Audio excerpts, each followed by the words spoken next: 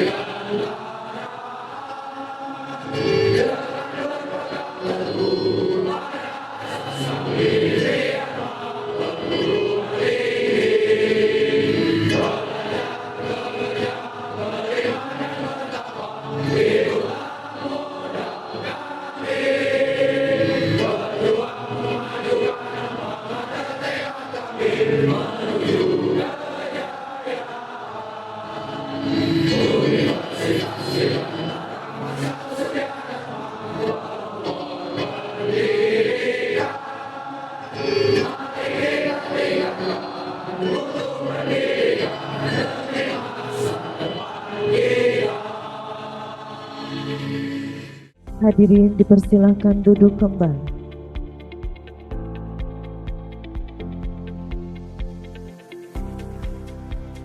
Pelepasan tanda peserta dan pemberian sertifikat PKKMB. Hadap serang kiri, gerak. Maju, gerak. Hadap serang kanan, gerak. Lurus, gerak. Lurus. Lapor. Perwakilan pelepasan tanda peserta dan pemberian sertifikat PKKMB siap dilaksanakan.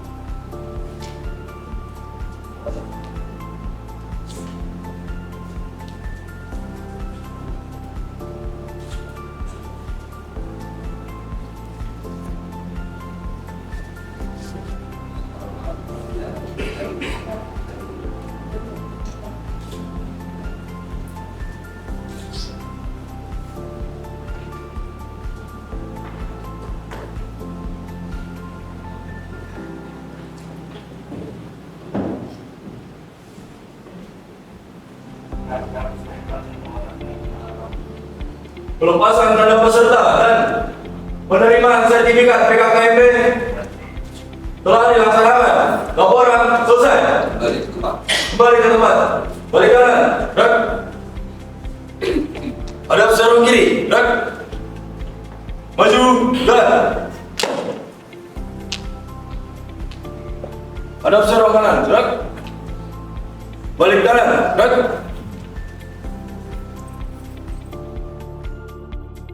Pembacaan janji mahasiswa diikuti oleh seluruh mahasiswa baru. Kepada mahasiswa dimohon berdiri.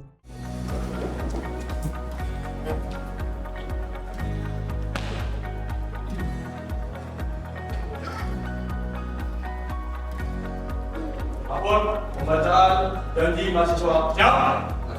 Serang. Janji mahasiswa. Kami mahasiswa-mahasiswi Universitas Dirgantara Marsaka Surya Dharma.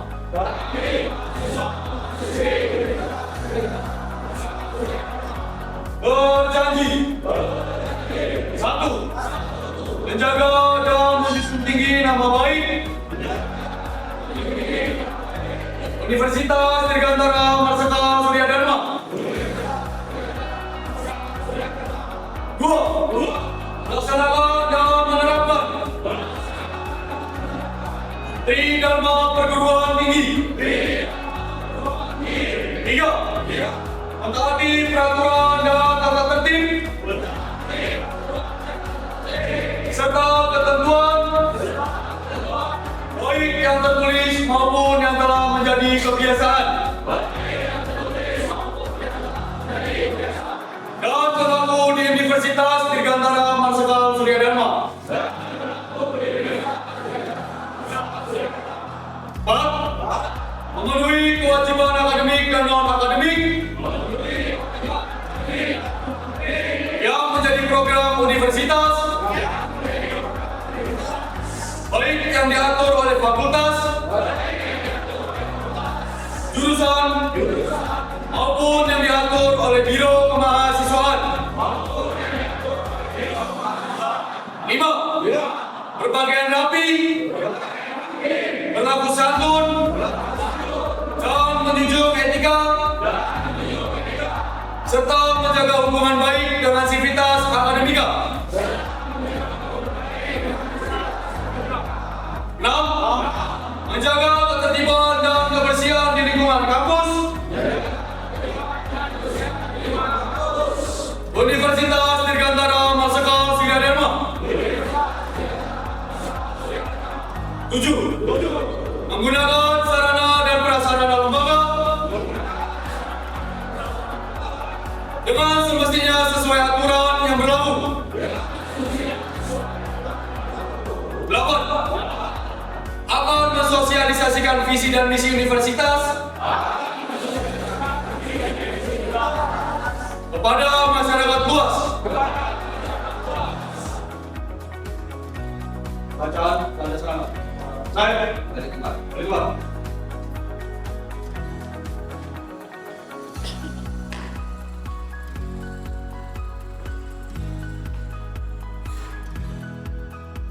Amanat pembina acara dilanjutkan pernyataan resmi penutupan PKKMB. Bismillahirrahmanirrahim. Assalamualaikum warahmatullahi wabarakatuh. Selamat pagi, salam sejahtera buat kita semuanya.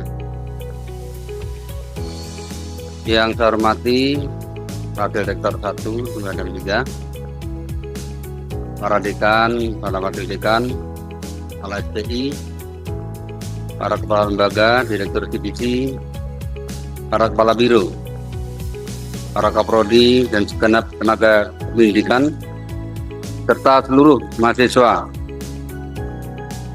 Unsurya tahun akademik 2024-2025 yang saya banggakan. Puji syukur kita panjatkan kepada Allah SWT, Tuhan yang Maha Kuasa, yang telah melimpahkan karunia dan rahmat-Nya, sehingga kita masih diberikan kesempatan, ruang, dan waktu untuk mengikuti acara penutupan program pengenalan kehidupan kampus bagi mahasiswa baru. Segenap para mahasiswa baru yang saya banggakan dan para hadirin yang saya hormati,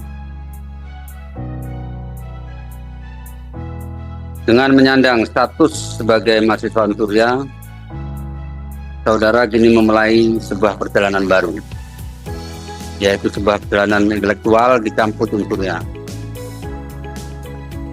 Tujuan dari perjalanan ini adalah bagaimana kalian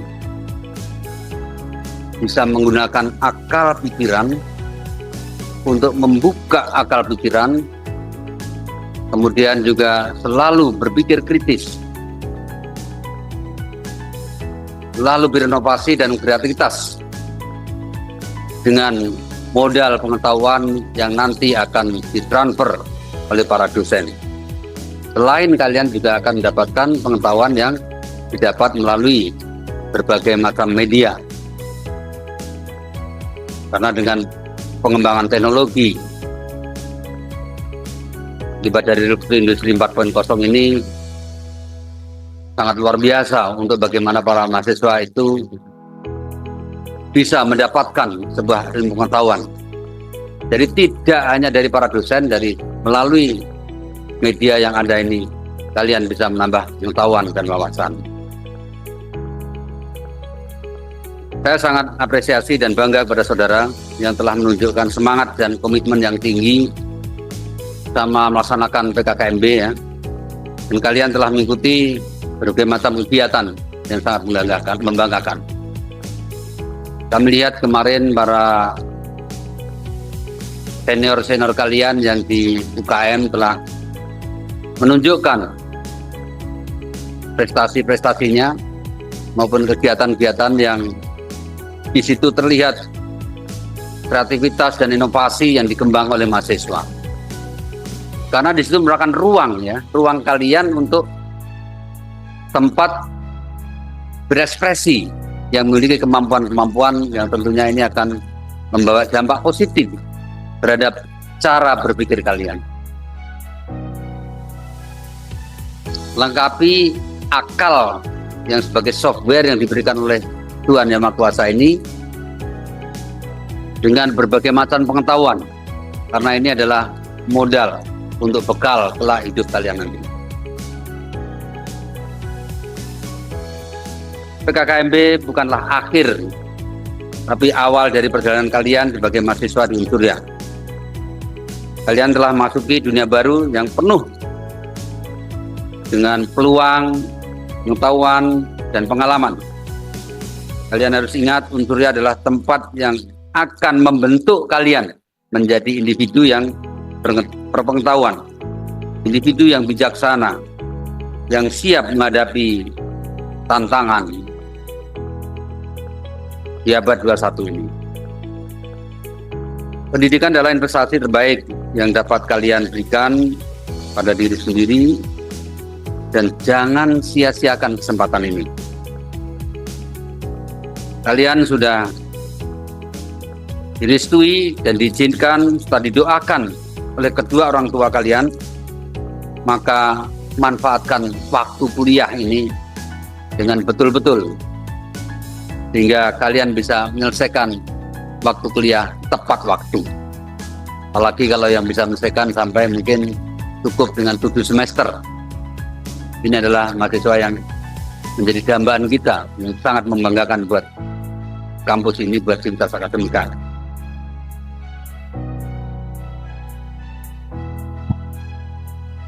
Kami juga sebagai pihak lembaga Unsurya berkomitmen untuk menyediakan fasilitas berupa lingkungan pendidikan yang berkualitas yang mendukung kalian dalam perjalanan untuk menuntut ilmu. Kami akan selalu membantu dan membimbing kalian dalam mencapai cita-cita. Nanti kalian akan mendapatkan dosen-dosen pembimbing yang akan selalu mendampingi kalian dalam proses pembelajaran ini. Saya ingatkan kembali, mendapat gelar bukanlah tujuan. gelar bukan tujuan utama, tapi pengetahuan yang Anda dapat dan bisa mengaplikasikan di dalam masyarakat itulah yang menjadi tujuan. Semennya mau diberi lagi nggak? Proses Soalnya sama belajar. kemarin semen. Capaian kompetensi akademik yang mencakup unsur pengetahuan, kognitif, keterampilan, sikap, serta karakter dan kepribadian ini merupakan modal yang utama. Dan diharapkan gelar adalah bagian dari kepercayaan secara akademis kepada kalian yang telah memenuhi modal-modal utama tadi yang saya sampaikan. Saat ini dunia tengah dihadapkan pada problematika global yang sangat serius sebagai dampak dari kemajuan ilmu pengetahuan dan teknologi yang sangat pesat. Oleh karena itu kalian harus selalu siap berkompetisi, minimal memiliki eksistensi diri kalian di dalam masyarakat. Generasi muda atau mahasiswa sebagai ujung tombak perubahan dan pembaruan di masyarakat harus tampil di depan untuk melakukan inovasi, kreativitas, dan berkolaborasi tanpa batas. Dimanapun tempatnya kalian memenuhi komunitas, maka perlu terus dibangun ya inovasi dan kolaborasi. Saya berharap kalian dapat menjaga unsurnya sebagai rumah untuk selalu mengembangkan diri dan melatih keterampilan. Selain itu kalian juga harus mampu menyusun proposal kehidupan dan masa depan melalui serangkaian proses akademik maupun non-akademik, baik secara mandiri maupun sekelompok. Kalian harus ingat, kesuksesan di masa depan bukan saja menjadi kebanggaan keluarga, tetapi merupakan kebanggaan dari bangsa dan negara. Juga akan sangat beruntung memiliki generasi muda yang sukses, yang terlahir dari Unsurya. Setuju? Setuju.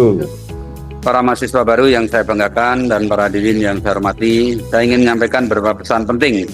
Yang pertama, jadilah pembelajar yang mandiri di dunia perkuliahan. Kuliah dituntut untuk lebih proaktif dalam cari ilmu. Manfaatkan fasilitas dan sumber daya yang ada di kampus ini sebaik-baiknya. Yang kedua, bangunlah jaring sosial yang positif. Kampus adalah tempat untuk membangun relasi yang akan berguna di masa depan. Ikutilah berbagai organisasi dan kegiatan kemahasiswaan yang ada di Unsurya, karena di sana kalian akan belajar banyak hal yang tidak diajarkan di dalam ruang kelas. Yang ketiga, selalu jaga integritas dan etika dalam setiap tindakan kalian. Sebagai mahasiswa, kalian adalah cerminan dari Unsurya. Tunjukkanlah bahwa kalian adalah generasi muda yang berkarakter dan bertanggung jawab. Para mahasiswa baru yang saya banggakan, melalui kesempatan ini saya ingin menyampaikan permohonan maaf jika ada hal yang kurang menyenangkan selama kegiatan PKKMB di Unsurya ini pada panitia, pelaksana, dan lembaga dan mahasiswa yang memberikan apresiasi yang sangat tinggi buat kalian yang telah ikut mensukseskan kegiatan PKKMB ini dengan kalian tunjukkan integritas dan dedikasi yang sangat tinggi hingga seluruh kegiatan PKKMB ini dapat terlaksana dengan baik.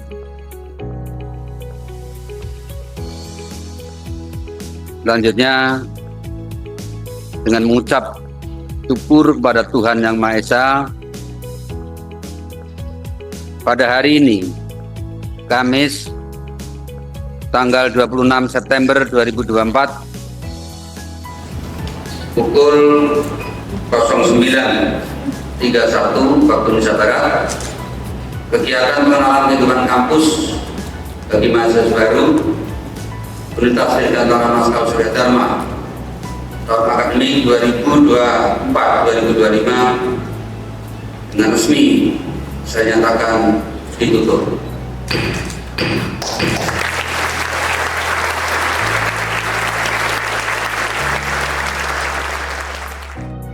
Demikian, semoga Allah SWT senantiasa melimpahkan rahmat dan karunia-Nya kepada kita semuanya. Saya akhiri, wabillahi taufiq. Wassalamualaikum warahmatullahi wabarakatuh. Acara selanjutnya yaitu kuliah perdana tentang perguruan tinggi di era digital dan revolusi industri yang akan disampaikan oleh Bapak Rektor. Kepada yang terhormat Bapak Rektor dipersilahkan. Ini sesuai dengan arahan dari PKKMB ya tahun 2024 bahwa materi kuliah perdana ini diisi tentang perguruan tinggi di era digital dan revolusi industri 4.0. Nah, ini saya mencoba mengeksploitasi kemudian merangkum, mensintesis terkait bagaimana dinamika perkembangan dan tantangan di era revolusi industri 4.0. Oleh karena itu, materi yang ingin saya sampaikan yang pertama terkait tantangan dan peluang kepemimpinan pendidikan di era revolusi industri 4.0. Next slide. Kemudian yang kedua, perkembangan kebijakan dunia tentang penggunaan digital dan AI. Kemudian yang ketiga, pendidikan tinggi di era revolusi industri 4.0 dan society 5.0. Yang terakhir adalah etika penggunaan teknologi informasi di lingkungan perguruan tinggi. Ini yang akan kita bahas pada pagi menjelang siang hari ini. Saya masuk kepada bahasan yang pertama terkait dengan tantangan peluang pendidikan di era revolusi industri 4.0. Yang pertama, bagaimana perkembangan dari revolusi industri 4.0. Next slide ya. Karena di situ perkembangan terkait dengan artificial intelligence, perkembangan terkait dengan penggunaan jaringan Internet of Things, bahkan jaringan sekarang itu ada yang lebih murah dan lebih cepat yang sudah diluncurkan oleh Elon Musk ya. Apa itu?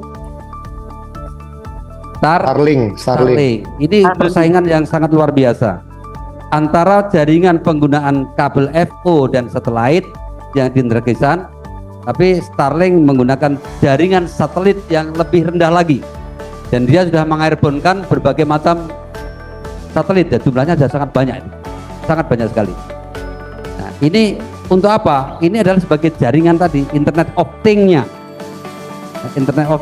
Kemudian teknologinya apa yang dikembangkan itu ada teknologi robotik, ada augmented reality, ada virtual reality, ada metaverse. Nanti kita jelaskan di situ ya. Nah, ini teknologinya ya.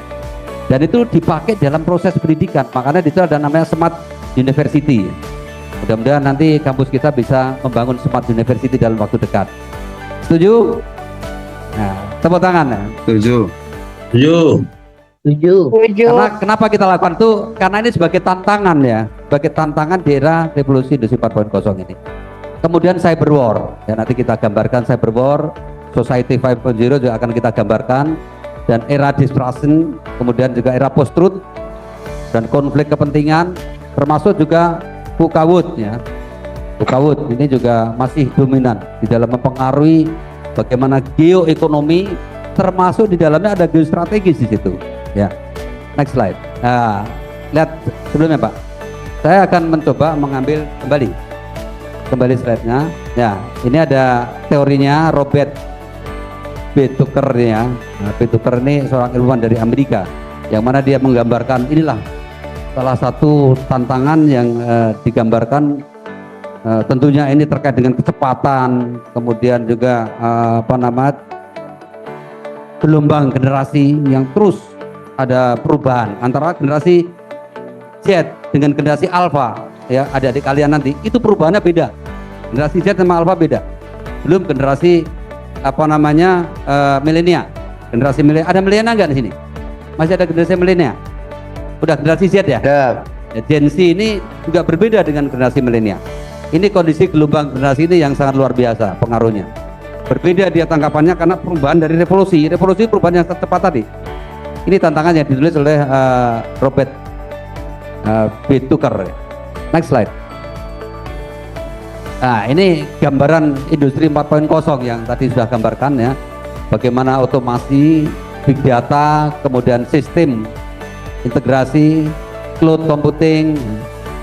Nah, ini semuanya yang terus berkembang, tidak hanya berhenti di situ untuk big data, tapi big data dimanfaatkan oleh blockchain, ya, supply chain dan sebagainya. Kemudian ada smart teknologi, ada cyber security. Ini gambar-gambaran Industri 4.0 yang terus berkembang. Next slide. Nah, ini kita bicara tentang core-nya dari revolusi Industri 4.0, yaitu terkait dengan artificial intelligence. Karena fenomena ini sudah diprediksi akan memantik hadirnya beragam tren di masa depan, termasuk juga pada sektor industri. Jadi trennya tuh begitu ada AI itu, waduh, luar biasa, ya, perkembangan tren luar biasa, belajar pun juga luar biasa.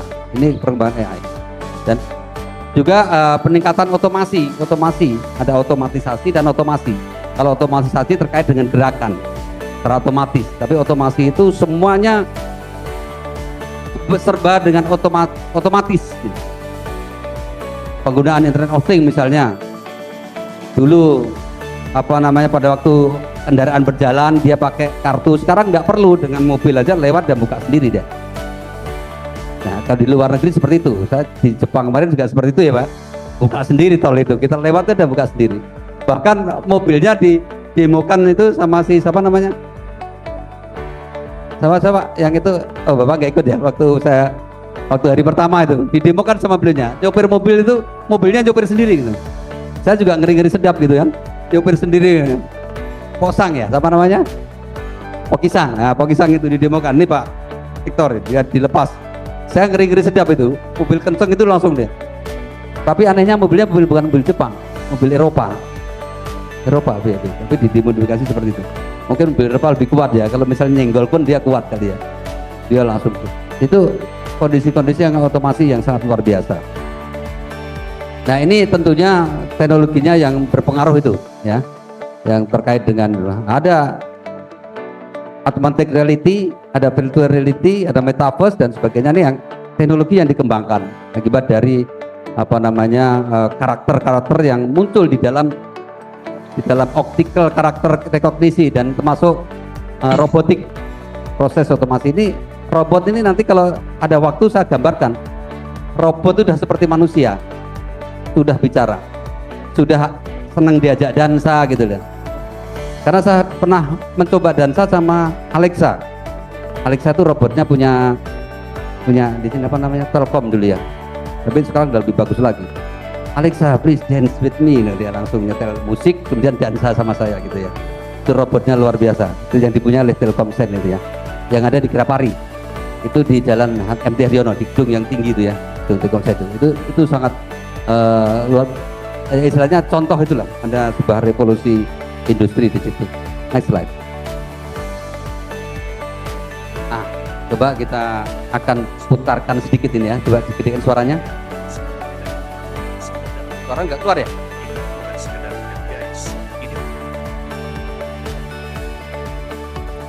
Kemarin bagus suaranya, sekarang nggak keluar ya?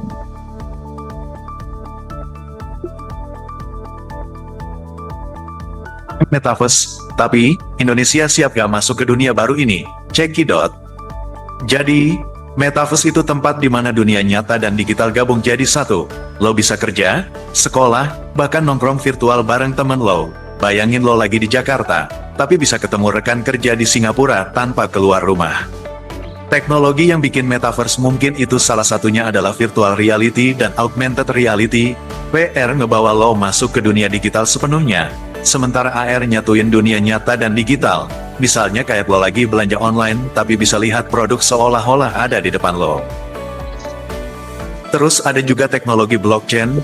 Blockchain bikin Metaverse lebih aman dan memungkinkan lo punya barang digital seperti tanah virtual atau koleksi NFT atau non-fungible token. Semua ini terenkripsi dan tercatat secara aman. Jadi lo beneran bisa punya kepemilikan digital. Blockchain itu kayak buku catatan digital yang nyimpan data dalam bentuk blok-blok yang saling terhubung. Setiap blok isinya informasi tertentu, terus blok-blok berurut rapi kayak rantai yang gak bisa diputus. Teknologi ini paling dipakai di cryptocurrency kayak Bitcoin. Tapi sekarang dan udah mulai dipakai buat banyak hal lain di berbagai bidang. Gak cuma buat cuan digital aja. Metaverse gak cuma buat main game guys. Ini maka ngubah cara kita hidup, dari kerjaan sampai bisnis. Dan Indonesia punya peran besar di sini. Di Indonesia, Metaverse besar banget. Bayangin kalau buka usaha virtual dimanapun lo berada. Lo juga bisa nonton konser dari rumah. Bahkan ketemu artisnya langsung secara virtual. Ini bisa buat hiburan. Nah, bukan cuma hiburan. Pendidikan juga punya peluang besar di Metaverse. Bayangin lo bisa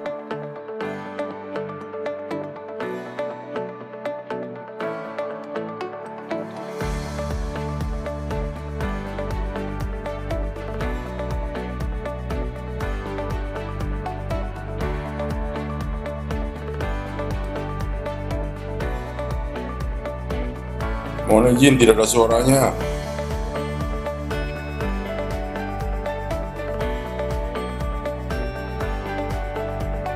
Suaranya hilang. Jin admin suaranya hilang.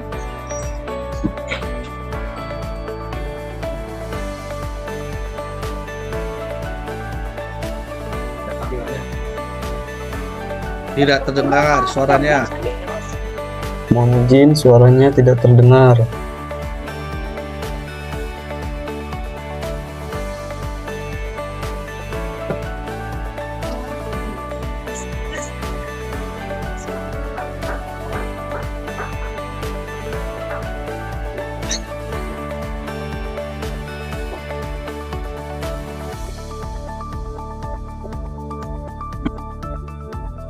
Silent.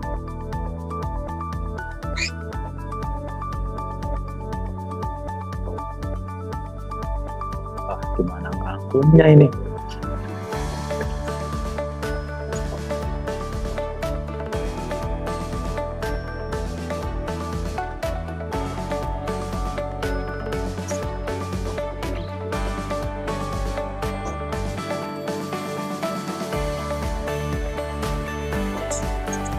Jin.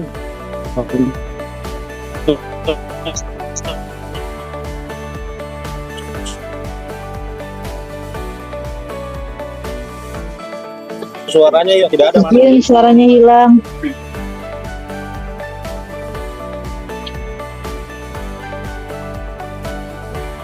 Yang online kerepotan ini.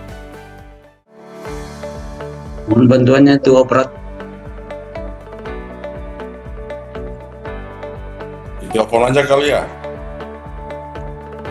Iya, iya kali Pak. Operator, suaranya tolong diaktifkan.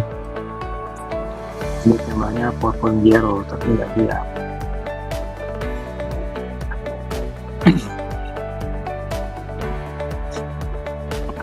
Kayaknya ini namanya Lepsin namanya.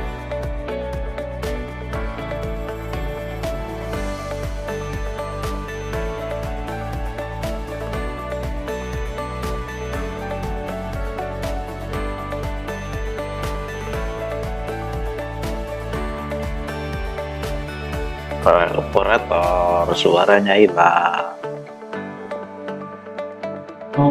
Jin, suaranya masih belum ada. Ya, hilang. Suaranya hilang, Pak. Suara hilang. Suaranya masih belum ada, hilang. Suaranya nggak ada ini, nggak dengar ini. Mana ya? Iya, nggak ada operatornya ini Pak.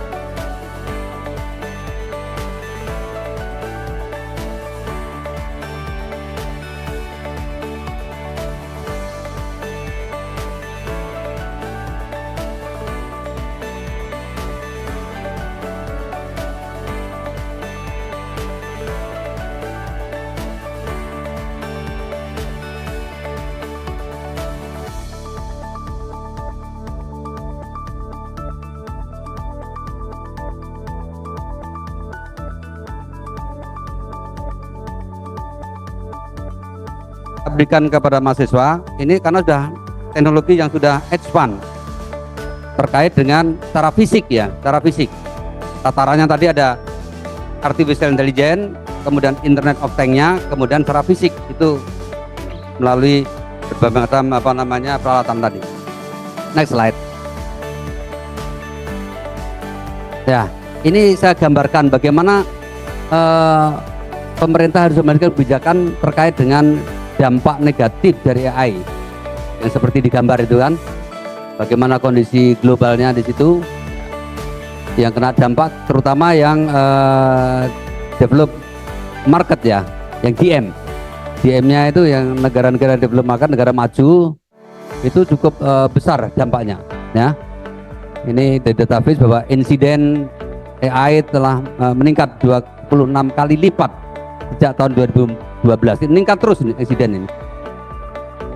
Karena orang bisa, kalian tidak pernah selingkuh, tahu-tahu di dalam AI itu kamu digambarkan selingkuh, kemudian diekspos. Itu sangat mungkin terjadi karena teknologi ini ya.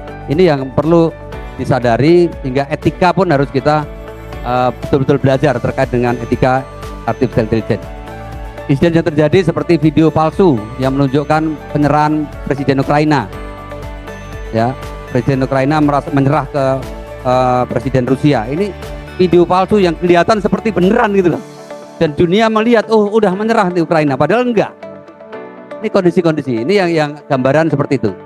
Secara global, kemudian yang kalau negara yang emerging market ya, negara IM itu masih rendah lah. Tapi kalau negara yang DM, karena dia punya kepentingan yang besar terhadap kepentingan politik dan ekonomi, maka ancamannya besar, sangat besar.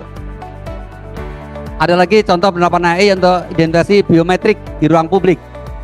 Sudah pernah dengar biometrik di ruang publik? Kalian pakai filter reality gitu ya. Kemudian melihat dia pakai baju tapi kelihatan telanjang. Nah, ini yang bahaya di sini ya. Identifikasi biometrik di ruang publik. Jadi ruang publik enak lihat orang telanjang gitu kan. Pakai itu augmented reality, virtual reality itu. Ini yang case-case yang terjadi penerapan AI ini yang berbahaya.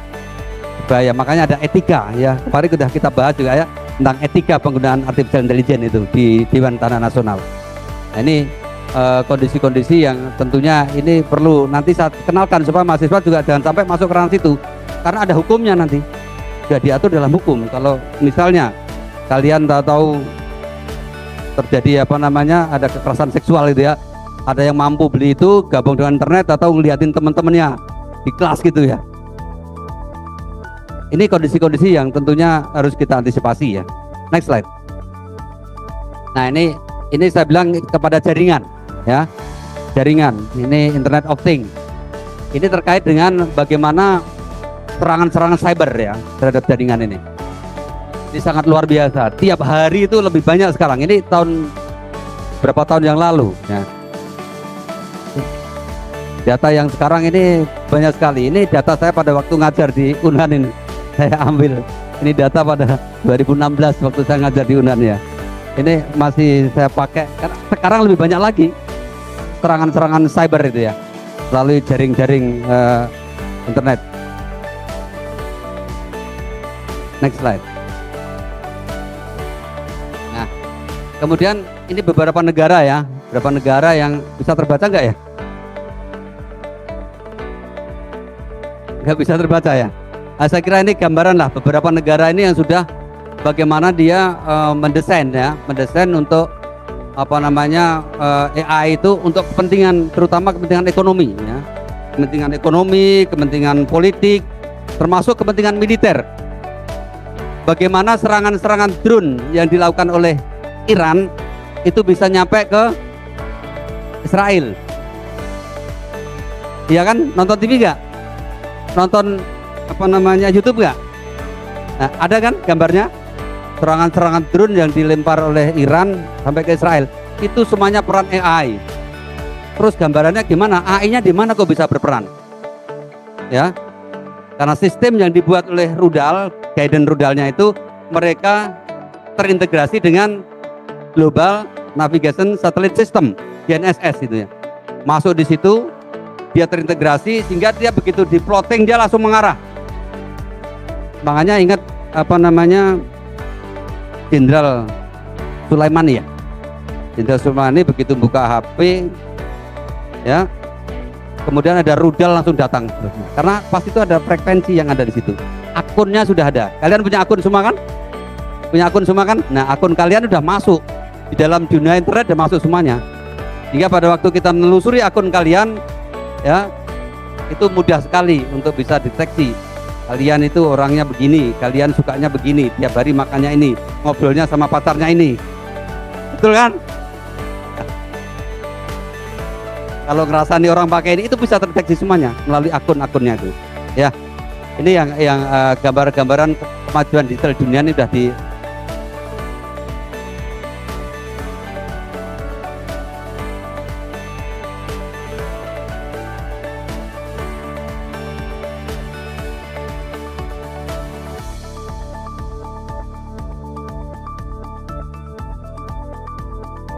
ya, namanya Republik Rakyat Tiongkok. Dia punya kemampuan ya, satelitnya itu DNS-nya itu ada 32 satelit yang sudah di-airborne-kan ya, yang namanya Baidu. Sehingga dia tidak pernah menggunakan Google itu, dia menggunakan Baidu di situ. Kemudian juga apa namanya Amerika, kalau Amerika yang kita pakai sekarang, kita menggunakan GPS ya. Satelitnya namanya Navstar. Kemudian Eropa apa namanya? Galileo. Ini teknologi-teknologi yang dikembangkan oleh mereka secara fisik di situ, ya. Galileo di Eropa. Nah, kemudian juga Jepang juga punya, Rusia juga punya, ini pendekatan-pendekatan yang betul-betul mereka sudah menyiapkan ya, terkait dengan misi-misi pengaturan penggunaan AI yang sesuai dengan kebutuhan dari negaranya masing. Terus kita punya apa? Kita punya apa sekarang? Saya harapkan kalian ini ya harus punya, ingin tahu gitu sehingga kalian nanti bisa buat gitu loh. Apalagi kita adalah Universitas Dirgantara ya. Universitas Dirgantara. Jadi ilmu kedirgantaraan ini harus juga dipahami karena kita sekarang yang kita punya adalah satelit komunikasi sama satelit cuaca ya. Satelit cuaca yang digunakan oleh BMKG, satelit komunikasi yang digunakan oleh Telkom, kemudian ada BRI juga ada yang mengairbornekan satelit. Itu satelit komunikasi. Kalau satelit yang untuk apa namanya penggunaan navigasi itu masih pinjam punya siapa? Punya Amerika. Yang kau pakai ini loh, GPS. GPS itu satelitnya siapa? Punya Amerika. Dia punya 16 satelit yang di-airborne-kan ya. Ini supaya para mahasiswa ada gambaran di situ ya. Pentingnya teknologi. Kalian apalagi ini Universitas Dirgantara ya kan. Dirgantara harus tahu Dirgantara itu. Bagaimana satelit bisa di-airborne di GSO. GSO itu daerah yang bisa di-airborne-kan satelit dan satelit itu tidak bergerak dia. Kan mengikuti GSO itu. Tapi Starlink ya, Starlink itu Elon Musk itu sudah mengairborne satelit tidak sampai GSO, sekitar di bawah GSO jauh, sehingga dia bisa mengairbornekan satelit yang banyak. Next slide.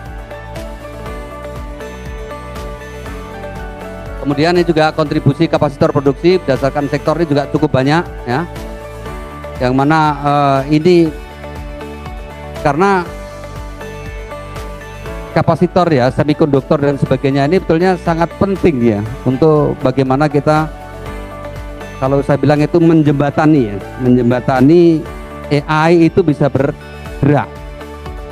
Karena saya mungkin kalau para mahasiswa ya seniornya mungkin sudah pernah lihat pesawat yang saya rancang itu ya,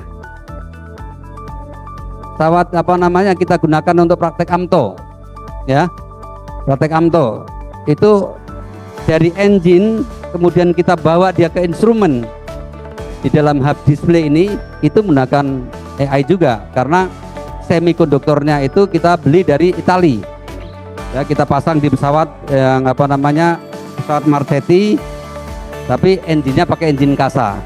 Ini suatu hal yang aneh, ajaib, itu rekayasa dari para instruktur kalian ya. Tepuk tangan buat para instruktur kalian.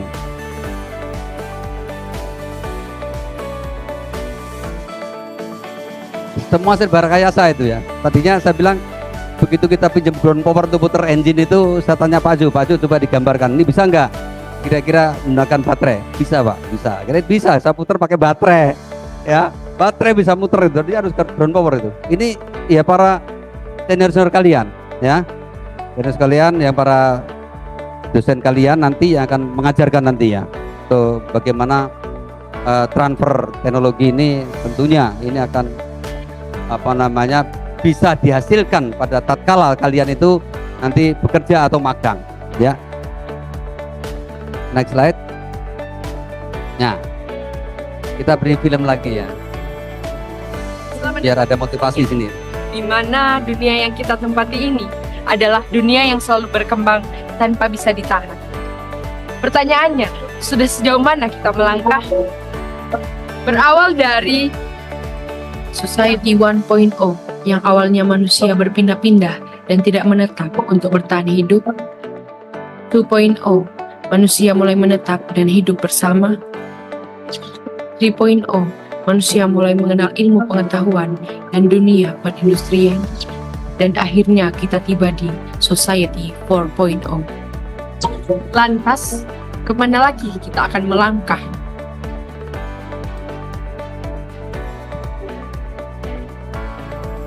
Good morning.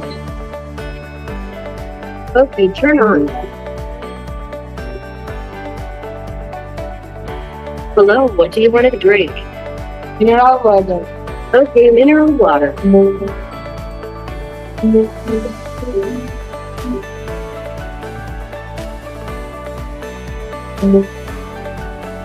You're welcome. Teknologi yang kita kenal memang mempermudah pertanyaan, bagaimana kita bisa hidup?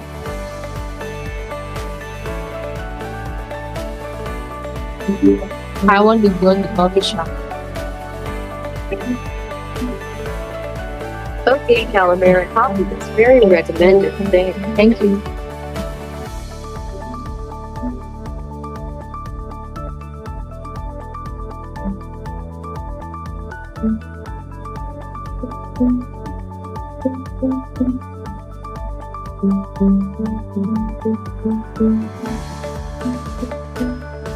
Namun pertanyaan yang lebih penting adalah, siapkah kita menerima perubahan dari segala sesuatu itu?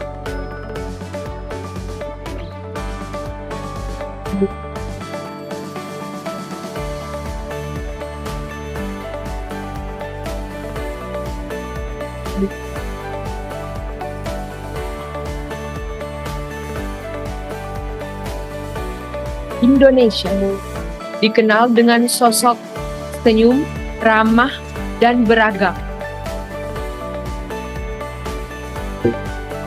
Sayangnya, kita terlalu dininabobokan dengan apa yang Ibu Pertiwi berikan pada kita. Budaya yang khas, tradisi yang kental, hukum yang cengeng, bahkan sumber daya alam sebagai jaminan hidup.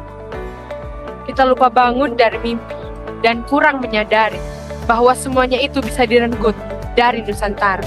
Pandangan ke depan seakan remang-remang karena eloknya bangsa ini. Tiba saatnya Indonesia bangun dari tidur dan menghadap kenyataan bahwa Indonesia akan terancam jika tidak mempersiapkan diri. Society 4.0 sudah di depan mata. Sebelum cara hidup kita diubah, jaga identitas kita, identitas bangsa Indonesia, sehingga bisa menjawab yes pada pertanyaan. Gimana? Kalian siap? Siap? Betul siap? Nah, ini saya kasih contoh aplikasinya aja ya. Kalau kita nggak tahu, saya pengen tahu misalnya gitu kan. Gunakan di HP-nya kalian tidak hanya untuk main game gitu ya. Tapi gunakan aplikasi, banyak aplikasi di sini. Ambil contoh misalnya. Master Daniel, my name is Sungkono. I want to know about the mathematics science. Please. You're interested in mathematics. They're both fascinating fields that are intertwined in many ways. What specifically interests you about these subjects? Do you have a particular explore, like algebra, geometry, calculus, or statistics in mathematics? Or perhaps you're curious about a specific branch of science, like biology, chemistry, physics, or astronomy. Let me know what you'd like to discuss. I'm happy to help you explore the world of mathematics and science. Belajar apa sekarang?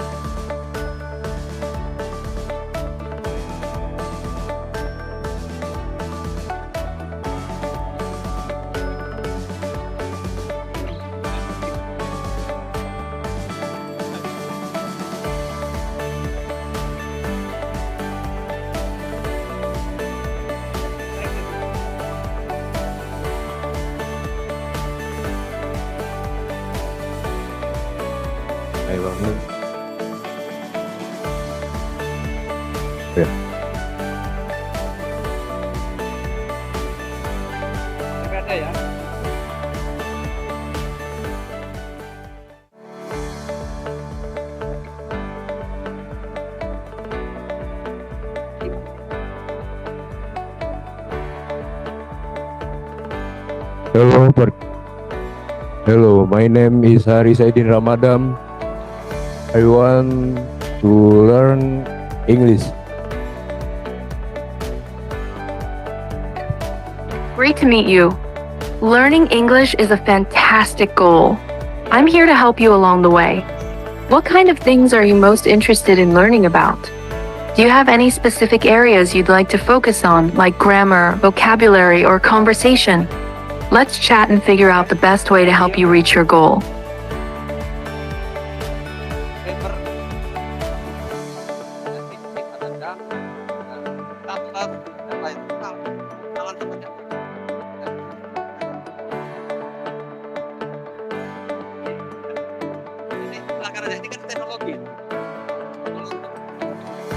Yang istilahnya membantu kalian. Mau belajar apa? Fisika, matematika, kimia. Ada kesulitan kalian diajarkan sama dosennya, tanya ke Cici, tanya ke Daniel. Karena ini sudah super intelijen. Begitu cepatnya teknologinya, luar biasa nih ya. Next slide.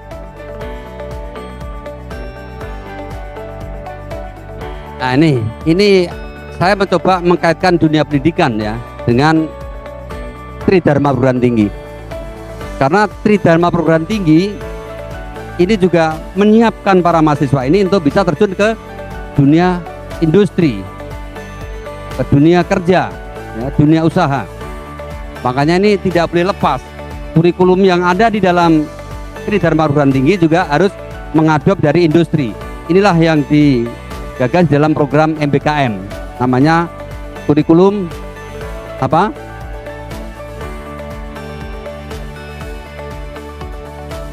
Kurikulum apa namanya? MBKM ya. Nanti ada kurikulum ya, Merdeka Belajar Kamus Merdeka ya. Jadi situ yang mengintegrasikan kurikulum itu yang bisa kalian itu langsung bisa connect. Next slide. Kenapa nih?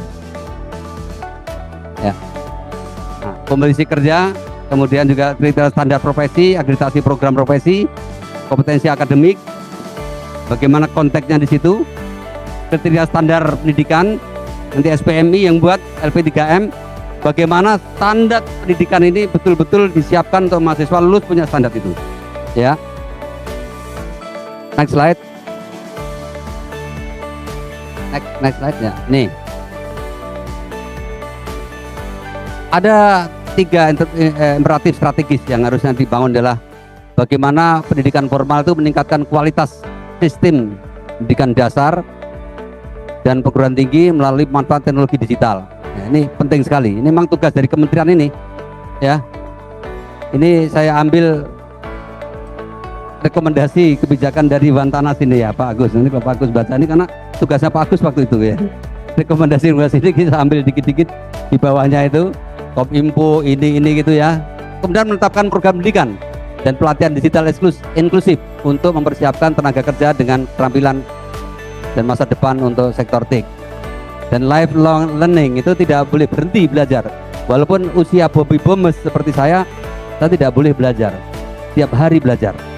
Baik belajar dari media sosial, belajar dari interaksi diskusi. Ini terus kita lakukan supaya apa? Betul-betul bahwa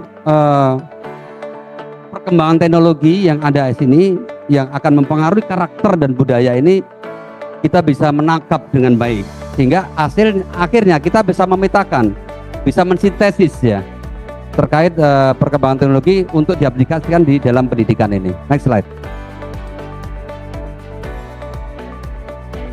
Apa yang dilakukan oleh perguruan tinggi di era 2004 ini? Yang pertama adalah penerapan teknologi digital dan AI. Ini harus diterapkan betul. Ya, saya pengen menerapkan bagaimana membuat smart university. Ya. Terus itu sebagai impian buat saya.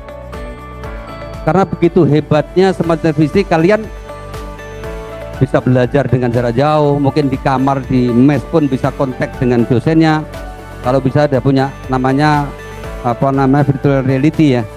Kita punya VR gitu kan, dipakai di mes sudah bisa kontak dengan dosennya. Belajar di situ. Langsung konsultasi masalah skripsi misalnya, tugas akhir.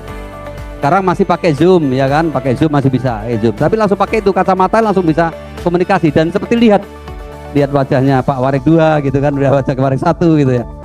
Bayangan saya seperti itu ya, karena teknologi sudah mengarah ke sana. Nah, next slide.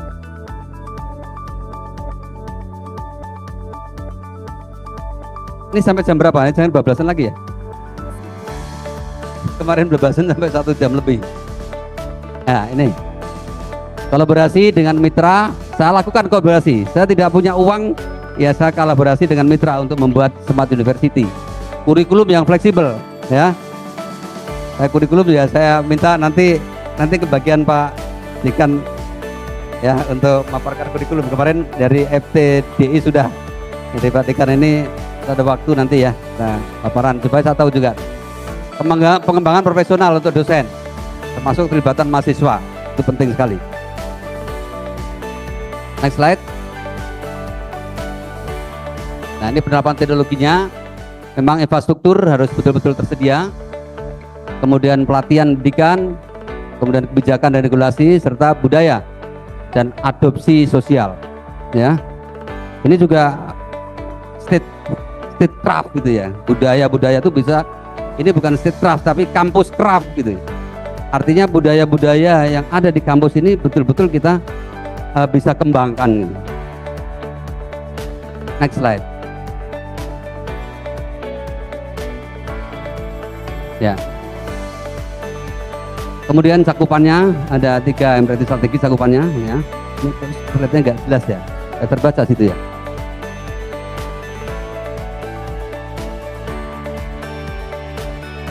Ya, intinya cakupannya adalah membangun internet ya, membangun internet, kemudian mengembangkan jaringan yang ada, termasuk jaringan juga kita harus mampu mendeteksi adanya virus-virus itu ya, Pak Murian ya. Terus harus kembangkan, portal-portal itu harus kembangkan karena serangan virus tadi gambarnya udah tahu kan, bagaimana ribuan dan jutaan virus yang menyerang. Dan berapa bulan yang lalu ya, tempatnya aplikasi yang ada di pemerintahan pun kena virus itu ya. Oke. Next slide.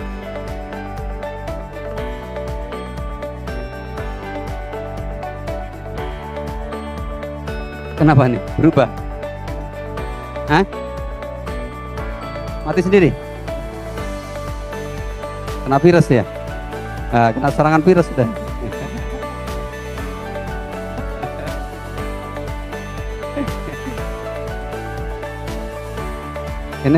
Ini ngajar aja ada yang lepas virus kena virus gitu kan. Itulah luar biasa ya kait dengan masalah ini. Kemudian juga tadi dijelaskan untuk penggunaan revolusi industri Society 5.0 dalam film tadi untuk UMKM digital ya. UKM digital, kemudian startup teknologi. Tadi sudah ada filmnya semuanya. Ya, ini saya hanya menjelaskan dari film tadi. Kemudian digitalisasi sektor utama dan keamanan cyber. Tadi sudah ada filmnya semuanya. Tiga penjelasan aja dari film tadi, ya. Kemudian etika, kita masuk kepada bab yang keempat terkait dengan etika penggunaan teknologi informasi. Ada dua yang saya bagikan di situ. Yang pertama adalah prinsip-prinsip etika. Kemudian yang kedua adalah etika menciptakan ekosistem pendidikan. Next slide ya, biar agak cepat. Nah, ya, jalan terus. Ya, etika itu ada dua etika ya. Prinsip etika yang pertama adalah privasi dan keamanan data. Ini penting ya, keamanan data. Kalian di akun itu jangan sembarangan mengumbar data. Betul? Ditangkap datanya sama orang udah. Ya, kemudian yang kedua keadilan akses. Kepatuhan pada hak cipta dan lisensi, transparansi dan akuntabilitas, etika dalam pengajaran, belajaran, dan tanggung jawab sosial penggunaan teknologi untuk kebaikan. Saya harapkan nanti yang lulusan S1 SI, ada berapa orang SI ini? SI ya. Nanti kalian lulus harus membuat aplikasi ya, buat aplikasi ya. Lulus siapkan kalian untuk belajar dan beraplikasi. Dan aplikasi nanti bisa dimanfaatkan oleh kampus, juga bisa dimanfaatkan oleh kalian. Kemudian berikutnya terkait dengan etika menciptakan ekosistem pendidikan. Next slide. Ya, ini etika penggunaan pengembangan kebijakan etika dengan sosialisasi dan pelatihan, forum diskusi etika melalui kolaborasi dengan ahli etika, monitoring penggunaan teknologi dengan umpan balik dengan pengguna dan penggunaan teknologi berkelanjutan dengan edukasi lingkungan, dan mengintegrasikan etika dalam kurikulum, kemitraan dengan industri, dengan keterlibatan komunitas, dan kesiapan menghadapi teknologi baru dan teknologi untuk penelitian beretika. Karena kita lihat tadi film-film itulah yang kita sintesis untuk kita bisa merumuskan bagaimana menciptakan ekosistem di dalam pendidikan. Kemudian bagaimana kita mentransformasi pendidikan tinggi. Next slide. Ini sudah sering saya sampaikan kepada para aktivitas akademika terkait dengan indikator kinerja utama ya. Yang pertama, lulusan mendapat pekerjaan yang layak. Tidak boleh lulusan nganggur. Setuju? Kalau setuju kalian harus apa? Belajar dan tugas kalian adalah belajar dan sekali lagi tugasnya adalah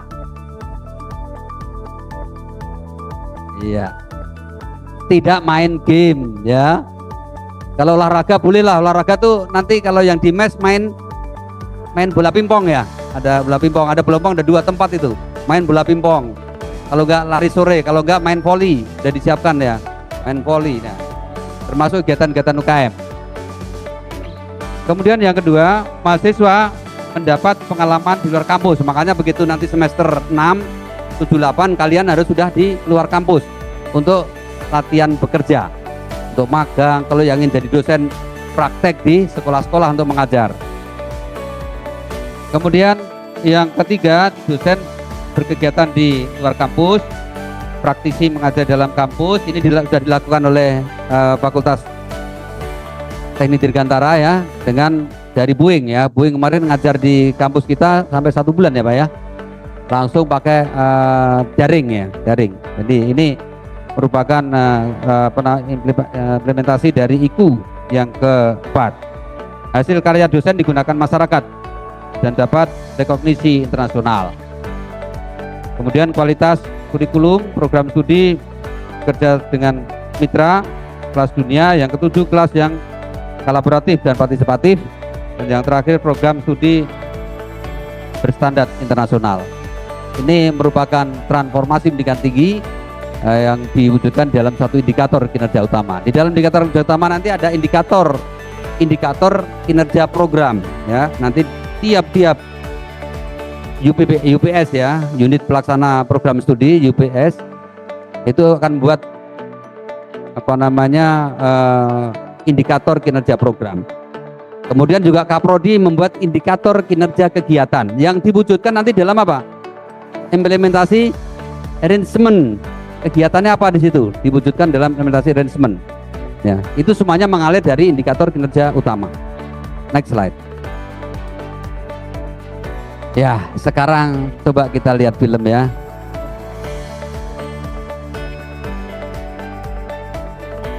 Bisa diputar nggak nih? Sekarang apa yang kita lakukan ya? Next slide, atau nggak bisa dilakukan? AI atau Artificial Intelligence, yang dikenal sebagai kecerdasan buatan, bukanlah konsep baru dalam dunia teknologi. Bahkan, kita sering melihatnya di layar lebar melalui film-film besar seperti Blade Runner, Terminator, Matrix, dan Avengers Age of Ultron. Nah, di Blade Runner, kita diajak ke dunia di mana manusia hidup bareng replicants, yaitu android yang hampir mirip banget sama manusia.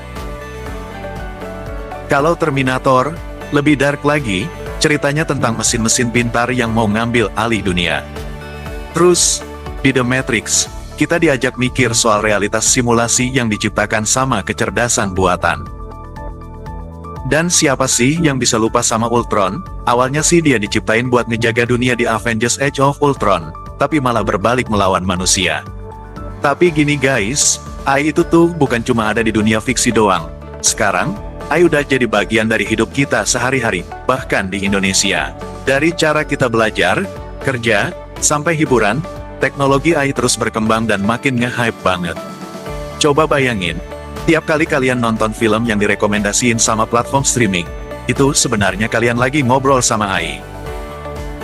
Atau, pas kalian belanja online dan lihat produk yang disaranin berdasarkan pencarian sebelumnya, itu juga kerjaan algoritma AI. Sama kayak di film-film tadi, AI punya potensi besar nih, baik buat manfaatin hidup kita atau nambah tantangan baru. Tapi yang mungkin bikin kalian kaget adalah seberapa sering kita udah berinteraksi sama AI setiap hari, tanpa sadar. Jadi, siap nggak sih kita menghadapi dunia yang makin dikuasai AI? Dan gimana sih teknologi ini bakal terus mengubah Indonesia dalam beberapa tahun ke depan? Yuk, kita bahas lebih dalam gimana AI udah mulai ngefek ke berbagai aspek kehidupan di negeri kita ini. Sebelum lanjut silakan klik tombol like, subscribe, dan lonceng untuk mendapatkan info video-video berikutnya.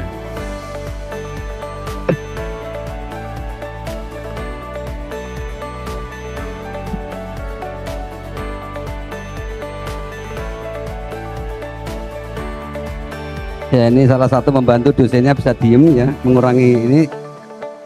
Kita menggunakan teknologi ini ya. Jadi apa sebenarnya AI itu? AI atau kecerdasan buatan adalah teknologi yang memungkinkan mesin atau komputer untuk berpikir dan belajar seperti manusia. Nah, AI bisa memproses informasi, membuat keputusan, bahkan memprediksi hal-hal berdasarkan data yang dikumpulkan. AI ini enggak cuma satu jenis guys. Ada yang namanya machine learning, di mana AI belajar dari data yang masuk, dan semakin pintar seiring waktu. Misalnya, kayak AI yang dipakai di aplikasi musik buat nyaranin lagu-lagu yang kamu suka. Terus ada juga deep learning, yang lebih canggih lagi. Ini adalah jenis AI yang bisa mengenali pola-pola rumit, seperti mengenali wajah kita di foto atau menganalisis gambar-gambar medis. Deep learning ini bekerja dengan menggunakan jaringan neural atau neural network, yang meniru cara kerja otak manusia. Selain itu juga ada AI berbasis aturan, yang bekerja berdasarkan serangkaian instruksi yang sudah diprogram. Misalnya, AI yang digunakan di chatbot customer service, di mana setiap respon didasarkan pada input yang diberikan. AI ini udah masuk ke hampir semua aspek kehidupan kita, dari yang sederhana kayak algoritma yang ngatur feed media sosial kita, sampai yang lebih kompleks kayak AI di mobil otonom, atau sistem keamanan pintar. Sekarang, coba deh bayangin, gimana hidup kita kalau enggak ada AI? Mungkin kita bakal susah nyari film yang sesuai selera di platform streaming, atau ngabisin waktu lebih lama buat nyari rute tercepat di peta digital. Bisa bayangin kan? Jadi AI itu sebenarnya udah membantu kita dalam banyak hal, bahkan mungkin tanpa kita sadari. Nah, gimana menurut kalian? Apa yang paling berubah di hidup kalian gara-gara AI? Tulis di kolom komentar ya. Gimana sih AI ngubah cara kita belajar? Nah, sekarang, teknologi ini udah mulai masuk ke sekolah-sekolah dan bikin cara belajar jadi lebih seru dan personal. Bayangin deh, di kelas-kelas zaman sekarang, anak-anak udah pada pakai tablet dan laptop yang terhubung ke platform e-learning. Tapi ini bukan e-learning biasa guys, ini udah didukung sama AI. AI di platform ini nggak cuma kasih materi belajar gitu aja, tapi juga bisa menyesuaikan pelajaran sesuai kebutuhan masing-masing siswa. Jadi, kalau ada yang lagi kesulitan di satu topik, AI bisa kasih latihan tambahan yang pas buat dia. Jadi nggak ada lagi tuh istilah satu ukuran buat semua. Semua bisa belajar sesuai kecepatannya masing-masing. Keren kan? Terus, ada juga AI dalam bentuk chatbot. Misalnya, lagi ada PR yang susah banget, tinggal tanya aja ke chatbot, nanti dia jelasin dengan cara yang gampang dimengerti. Selain itu, AI juga bantu guru buat analisis data akademik. Jadi, guru bisa lebih cepat tahu siswa mana yang butuh perhatian lebih, dan langsung kasih bantuan yang tepat sasaran. Dengan AI, kita bisa lebih fokus ke setiap siswa, memastikan mereka semua dapat bantuan yang mereka butuhin, kapanpun itu. Waktu pandemi kemarin, penggunaan AI di pendidikan makin ngetop. Banyak banget yang pakai platform e-learning, bikin belajar jarak jauh jadi lebih gampang dan interaktif. AI benar-benar buka peluang buat pendidikan yang lebih adaptif dan inklusif. Kedepannya, cara kita belajar bakal terus berubah jadi lebih canggih dan seru. Setuju kan? Tapi, AI enggak cuma buat belajar doang loh. AI juga bisa bantu mencegah perbuatan curang di sekolah. Misalnya, pas ujian online, AI bisa memantau siswa melalui kamera dan mendeteksi gerakan mencurigakan. Jadi, kalau ada yang nyontek atau buka-buka catatan, Ini kalau nyontek AI kelihatan bisa itu ya? langsung kasih tahu guru.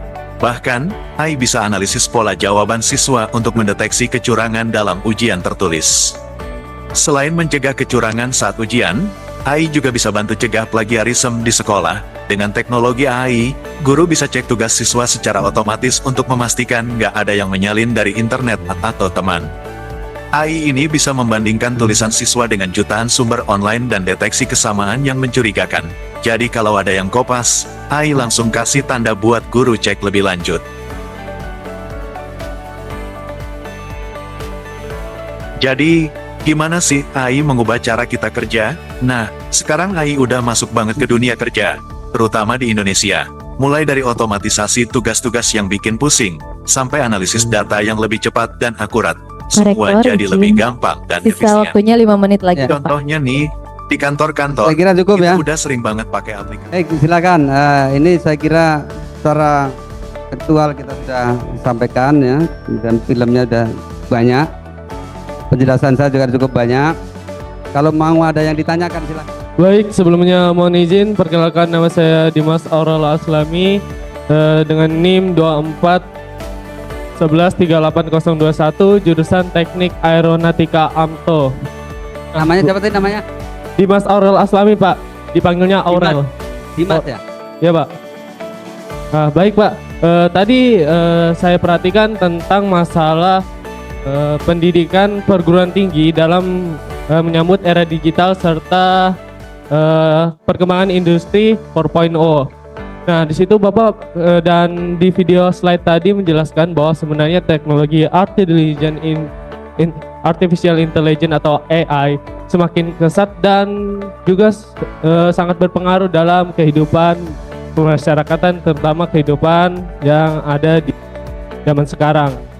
Nah, kan saya dari Teknik Aeronautika AMTO, Pak. Bagaimana pendekatan dari Universitas Marsikal Dirgantara Unsurya ini untuk bisa mendekatkan apa sih yang dibutuhkan untuk perguruan tinggi kita supaya bisa lebih mendekatkan atau mungkin lebih maju dalam era 4.0 ini, Pak. Mungkin itu saja yang dapat saya tanyakan, kurang lebihnya mohon maaf. Terima kasih. Ada lagi? Tambah satu lagi?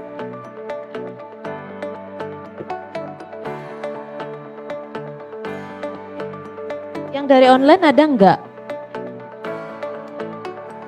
Sebentar. Dari online ada pertanyaan enggak? Tim IT? Enggak ada. Oke, siapa tadi yang mau bertanya? Baik. Assalamualaikum warahmatullahi wabarakatuh. Pak Rektor, salam kenal, saya Fredrik Makanlehi, dipanggil Fritz Alorboy kalau di media sosial. Di YouTuber itu terkenal di salah satu influencer atau selebgram. Namanya enggak Saya Fritz. Saya alumni S1 Teknik Penerbangan. namanya dulu Pak, enggak Ya. jelas namanya saya. Tinggal Ya, saya Nama saya Friedrich Makanlehi. Memang agak susah Pak, Lady. tapi dipanggil Fritz Alorboy. Saya alumni S1 Teknik Penerbangan ITDA, sama-sama satu yayasan, angkatan 2013. Terus saya ambil S1 Hukum lagi, saya ambil S2 di UGM, sudah selesai. Sekarang saya ambil S2 di sini. Ya. Jadi fokus saya adalah hukum penerbangan. Kebetulan saya tenaga ahli di DPR, itu fokus Komisi 5 bicara tentang undang-undang penerbangan. Jadi saya ambil kuliah di sini. Tepuk tangan. Baik Pak, ada beberapa hal. Yang pertama, sebagai YouTuber atau influencer, saya ingin memberikan masukan kepada kampus ini. Kampus ini maaf kata kurang terkenal. Kemarin saya angkat di podcast saya 50.000 orang yang nonton itu di TikTok. Dan banyak yang bertanya, itu kampus apa? Kampusnya di mana? Semua pada tanya. Saya karena orangnya malas balas atau respon mereka punya chat. Kalau bisa itu media sosial kita harus aktif. Saya sebenarnya sudah kuliah lagi lanjut kuliah di Emputan Tular, tapi karena ini background saya S1 penerbangan sinkron dengan ada mata kuliah konsentrasi fokus ke situ, saya ambil di sini Pak. Saya mengundurkan diri dari Emputan Tular lalu ambil di Unsurya. Nah, itu yang pertama, masalah sosialisasi. Maaf saya tidak terlalu banyak bertanya di sini. Kalau bagi kami sudah lewati mata kuliah seperti ini. Cuman fokus saya itu tadi Pak Rektor. Yang kedua adalah kalau bisa tidak keberatan pisahkan kuliah umum antara mahasiswa S1 dan S2. Karena saya kuliah di UGM pasti dipisahkan. Dipisahkan khusus untuk S1 pisah, S2 pisah. Supaya nanti kami yang S2 juga paham tentang universitas ini nih apa yang ada di sini. Itu yang penting karena saya kuliah satu yang di Jogja sama dengan ini, saya bisa paham bagaimana dengan orang yang tidak mengerti tentang kampus di bawah Yasau, ini di bawah Yasau. Itu yang kedua. Yang ketiga Pak, kalau bisa mohon maaf, hukum penerbangan difokuskan dengan apa yang dibahas di lingkungan penerbangan. Kebetulan kawan-kawan saya itu banyak yang pilot. Dan hari ini kita lagi bahas undang-undang tentang transportasi. Saya pegang undang-undang baru selesai hari ini, tidak salah penetapan undang-undang pelayaran. Semoga apa yang saya dapat di sini, ketika pembahasan di sana, materi-materi itu bisa. Jadi maksud saya itu, kalau bisa dosen-dosen upgrade juga apa yang perkembangan dibahas di undang-undang transportasi, khususnya penerbangan. Banyak masalah yang harusnya kita selesaikan. Kenapa saya kuliah hukum lagi? Karena ada dorongan dari teman-teman saya bahwa lu harus ambil pengacara. Saya sudah ambil pengacara Pak, dan fokus ke penerbangan. Sekian dan terima kasih, itu masukan saya. Ya, beri tepuk tangan. Baik. Ini lebih ke masukan Pak Rektor, izin Pak. Dari online tadi ada pertanyaan. Izin Pak Rektor, ada yang bertanya dari atas nama Gali Ariwibowo. Silakan Mas Gali, pertanyaannya. Siapa, mohon izin Bapak Rektor, kami Gali Satriarbowo, siswa S2 Manajemen. Kami tadi sudah melihat apa yang Bapak ajarkan kepada kami terkait kemajuan teknologi di era modernisasi dan digitalisasi. Dan kami melihat bahwa memang berbagai macam kemajuan terkait dengan perkembangan AI di dunia kita saat ini sangat pesat Bapak. Tapi perlu kita ketahui pula bahwa AI ini tidak semuanya memberikan dampak yang positif Bapak. Seperti contoh terkait dengan di dunia pendidikan, kami memiliki analisa tersendiri terkait perkembangan AI. Bagaimana AI ini nantinya dapat mengambil alih fungsi kerja dari kita sebagai human Bapak, sebagai manusia. Kami mohon izin tanggapan dari Bapak sendiri terkait apa yang perlu kita lakukan terhadap perkembangan AI itu sendiri. Contoh lainnya adalah saat ini di pintu tol Bapak. Di pintu tol sendiri itu merupakan teknologi yang cukup sederhana, namun berdampak hilangnya pekerjaan bagi banyak manusia yang bekerja di pintu tol, terutama pada saat pembayaran. Dan masih banyak lagi contoh-contoh lain di mana perkembangan teknologi saat ini mengakibatkan banyak manusia yang tidak bisa berkontribusi dan justru kehilangan pekerjaan. Dan ini akan menambah masalah baru bagi kita selaku manusia itu sendiri. Terima kasih Bapak, kami mohon izin tanggapan dari Bapak. Terima kasih. Terima kasih, berikan tepuk tangan ya.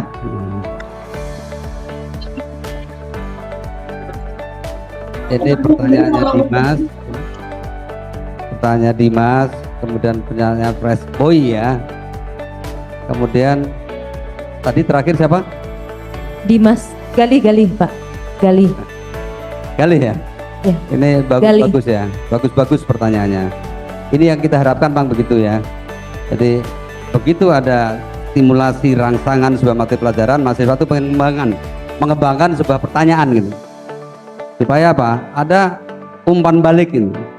Umpan balik ini sangat penting untuk yang lainnya juga bisa mendengarkan. Umpan balik itu bagaimana meningkatkan dari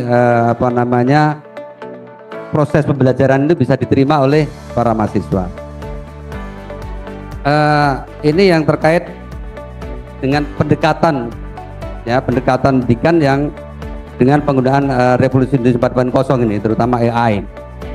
Ya, tentunya kami di kampus sudah punya program-program yang semuanya dicoba untuk menggunakan aplikasi yang ada. Contohnya misalnya pada waktu proses mahasiswa membayar, itu udah pakai aplikasi, itu udah pakai AI, walaupun itu masih setingkat mesin learning ya, aplikasi-aplikasi yang digunakan oleh perbankan. Nah, kemudian sudah terintegrated ya dengan Siakat kemudian terintegrate dengan Sepada, itu sudah menggunakan mesin intelijen. Jadi sudah diaplikasikan di tempat kita ini. Bahkan tadi di film dijelaskan bahwa kita tiap hari sudah bergelut dengan AI, tapi cuma kita nggak tahu AI yang mana yang kita geluti, karena ada 3 fase. Fase pertama adalah AI yang mesin learning ya.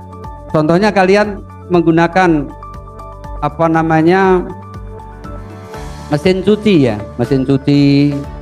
itu sudah menggunakan AI, itu mesin learning, karena itulah komputer cerdas yang tidak otomatis dia akan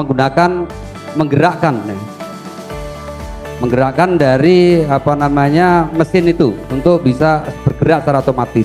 Ini sudah menggunakan mesin learning di dalam artificial intelligence. Demikian juga di proses pembelajaran. Nanti kalian kalau akan dilaksanakan belajar online, akan Sepada,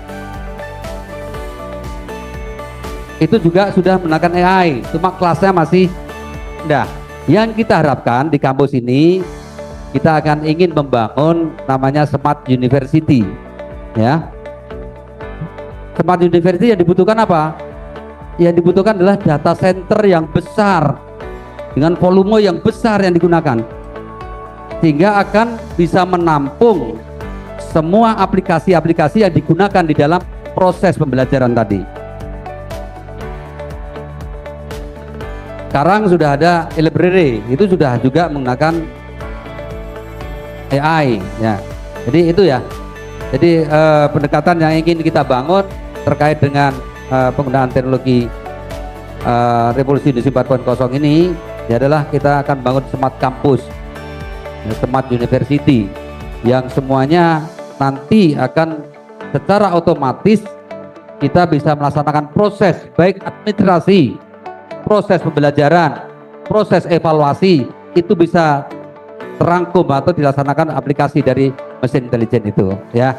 Itu pendekatan kampus yang akan dilakukan. Saya berusaha mudah-mudahan ini bisa. Dengan model saya tadi, saya harus kolaborasi dengan mitra yang tak gambarkan tadi. Jadi tulisan saya tadi dari sintesis ya, sintesis bagaimana saya mencapai keinginan dari kampus terkait dengan pengembangan teknologi ini untuk bisa kita gunakan. Karena kalau kita modal sendiri, duitnya masih kurang ya, masih perlu kita kembangkan. Kemudian untuk Pak Fresh Boy tadi ya, jadi memang sebaiknya dipisahkan.